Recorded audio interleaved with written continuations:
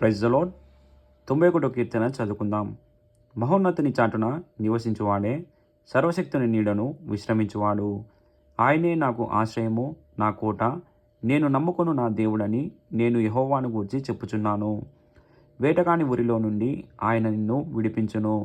నాశనకరమైన తెగులు రాకుండా నిన్ను రక్షించును. ఆయన తన రెక్కలతో నిన్ను కప్పును. ఆయన రెక్కల క్రింద నీకు ఆశ్రయం కలుగును. ఆయన సత్యము కేడెమును డాలునై ఉన్నది. రాత్రివేళ కలుగు భయముకైనను, పగటివేళ ఎగురు బాణమునకైనను, చీకటిలో సంచరించు తెగులుకైనను, మధ్యాహ్నమందు పాడు చేయు రోగమునకైనను నీవు భయపడకుందువు.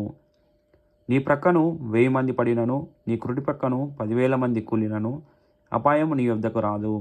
నీవు కన్నులారా చూచుచుండగా భక్తిహీనులకు ప్రతిఫలము కలుగును.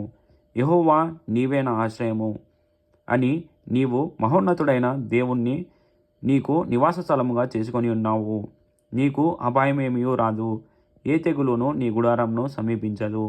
నీ మార్గములన్నిటిలో నిన్ను కాపాడుటకు ఆయన నిన్ను గూర్చి తన దూతలను ఆజ్ఞాపించును. నీ పాదములకు రాయి తగలకుండా వారు నిన్ను తమ చేతుల మీద ఎత్తి పట్టుకొందురు. నీవు సింహములను నాగపాములను త్రొక్కెదవు.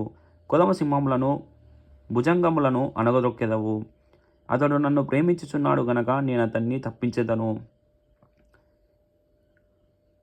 అతడు నా నామము నెరిగినవాడు గనక నేను అతన్ని ఘనపరచెదను.